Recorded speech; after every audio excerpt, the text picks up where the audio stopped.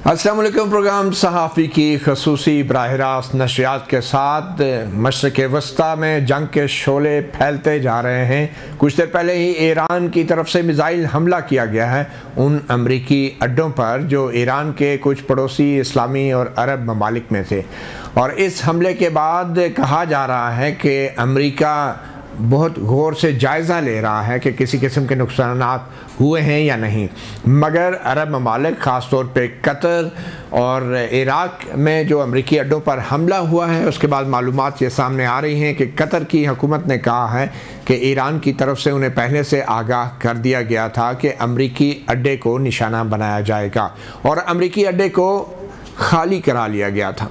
अब इस तमाम सूरत हाल में क्या जंग के शोले फैलते जाएंगे और क्या अमेरिका अब मज़ीद फ़ौजी कार्रवाई करेगा? ये बताते चलें कि ईरान ने जो ये कार्रवाई की है ये अमेरिका की तरफ से ईरान की एटमी तनसीबात पर हालिया हमलों की एक जवाबी कार्रवाई है।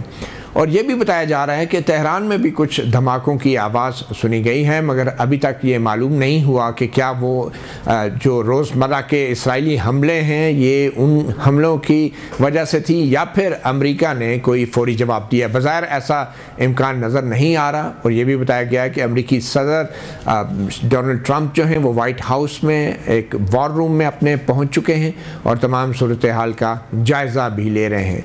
इसराइल सबसे ज़्यादा खुश मुल्क हो सकता है और इसराइल इसको बड़ी कामयाबी समझेगा कि अगर इस जंग को पूरे खित्ते में फैला दिया जाए।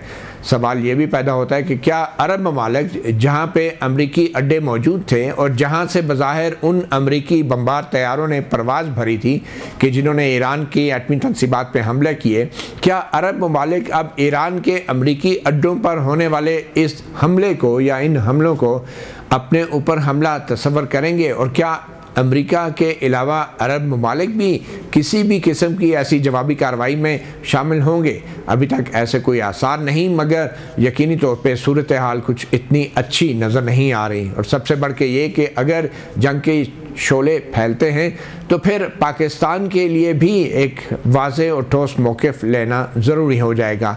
आज ही के दिन पाकिस्तान की कौमी सलामती कमेटी के एक इजलास के बाद जो एलामिया जारी हुआ है उसमें वाज़ेह तौर पे अमेरिका की तरफ से ईरान की एटमी तनसीबात के हमलों पर एक तशवीश का इज़हार किया गया है, जबकि इसराइल की तरफ से ईरान पर जारी हमलों पर मज़म्मत की गई है।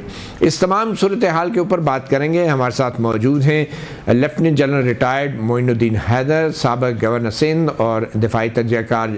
जनरल मोइनुद्दीन हैदर साहब, आपको क्या लग रहा है कि क्या अरब ममालिक ख़ास तौर पे इराक़ में जो अमरीकी अड्डों पर हमला हुआ है, तो क्या अरब ममालिक इसको अपने ऊपर हमला तस्वर करते हुए क्या अमेरिका की किसी भी जवाबी कार्रवाई में शामिल होंगे, चाहे ये अलामती शमूलियत ही क्यों ना हो? मेरे ख्याल से ये बहुत क्लियर वार्निंग थी अमेरिका को कि अगर अमेरिका जंग में शामिल हुआ और उसने इजराइल का साथ दिया और ईरान की पर हमला किया अमेरिकन फोर्सेस ने, तो उस सूरत में जो उनके अड्डे हैं मिडिल ईस्ट में नजदीक, वो उनको टारगेट करेगा। उससे पहले से ये वार्निंग ईरान ने दी हुई थी और ये भी कहा था कि अमेरिका ने अगर हम पर हमला किया तो आपने हुर्मुज को भी हम बंद करने का सोचेंगे जहाँ तेल की तफसील होती है। उनकी पार्लियामेंट ने मेरे ख्याल में ये दोनों चीजें जो उन्होंने कहा था वो खाली धमकी नहीं थी, बल्कि उससे पता चला कि ये उन्होंने जो वार्निंग क्लियर दी थी उस पर अमल कर रहे हैं। मगर जनरल साहब, आपको क्या लगता है कि ये जो वार्निंग ईरान ने दी थी, क्या ये अलामती जवाबी रद्द-ए-अमल है या बाकायदा जंग का आगाज़ है अमेरिका के खिलाफ? बज़ाहिर तो लग रहा है कि ये एक अलामती जवाबी रद्द-ए-अमल था ईरान का, इसीलिए कतर को पहले से आगाह कर दिया गया था। और आज अगर ईरान ने अपने हमले रोक दिए तो फिर बज़ाहिर अमेरिका या किसी भी अरब मुल्क के पास ये जवाज़ नहीं होगा कि वो ईरान पे जवाबी हमला करें। देखिए, बात ये होती है कि नॉर्मली किसी मुल्क में अब अड्डे लेते हैं ना, तो वहां पर लोकल्स का दाखिला बंद कर दिया जाता है और वो जो इलाका जहां पर उनके हथियार, गोला बारूद, हवाई जहाज सब खड़े होते हैं, वो उस हिस्से में कतरे भी नहीं जा सकते। मैंने ऐसे कोई जर्मनी के अंदर भी देखे बेसेस, और जगह पर भी बेसेस देखी हैं, वहाँ लोकल से दाखिला बंद होता है। तो अमेरिका की एक किस्म के समझने वो जगह है जहाँ पर कि ये जो थी, तो उस पर अटैक हुआ है।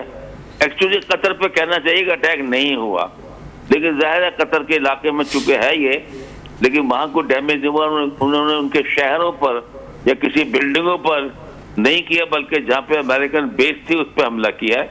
और जो वादा किया था ये साबित कर दिया कि वो खाली धमकी नहीं देते, झूठे वादे नहीं करते, वो कार्रवाई करता है जो ईरान जिस बात का वो कहता है। तो आपको लग रहा है कि ये जंग के शोले फैल भी सकते हैं और अरब ममालिक की तरफ से अगर किसी किस्म का रद्दअमल आता है? ज़ाहिर बात है इराक़ में अमरीकी फुट सोल्जर्स मौजूद हैं, उनकी ज़मीनी अफवाज वहाँ मौजूद हैं, तो अमरीका की तरफ से किसी भी किस्म का रद्दअमल आ सकता है इन हमलों के जवाब में? मेरे ख्याल में तो ये हुकूमतें जो अरब जहाँ पर है गल्फ की, वो तो कोई इसके ऊपर रिस्पॉन्ड नहीं करेंगी।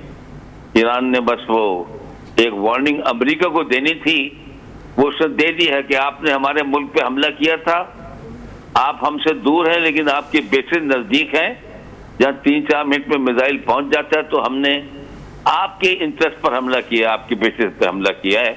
और मेरे ख्याल में आगे कोई ईरान उसको फॉलो अप नहीं करेगा, न कतर के बाकी गल्फ के जो बाकी जो इलाके हैं उनके ऊपर कोई एक्शन ऐसा नहीं करेगा कि उनको कोई डैमेज हो।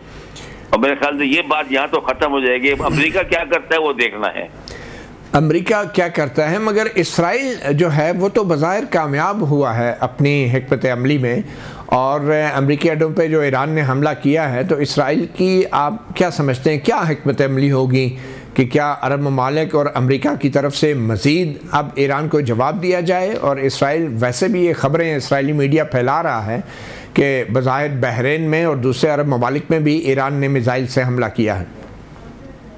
देखिए बात यह है कि इजराइल तो चाहेगा कि जंग का दायरा फैले, लेकिन इजराइल को जो मुल्क तंग नहीं करते हैं या इजराइल कभी उनके खिलाफ कोई बयान नहीं देता है, जिनमें ये गल्फ कंट्री शामिल, उनसे बहुत अच्छे ताल्लुकात हैं, ट्रेड है, कहीं कहीं एम्बेसी भी खोली हुई है इन लोगों ने, तो वो इजराइल इनके खिलाफ तो एक्शन नहीं चाहेगा। इजराइल तो खाली उन जहाँ से उसको खतरा है उनसे, या जो मुल्क उसके खिलाफ बात करते हैं ईरान और दूसरे, वो उन्हीं पर तवज्जो मरकूज रखेगा।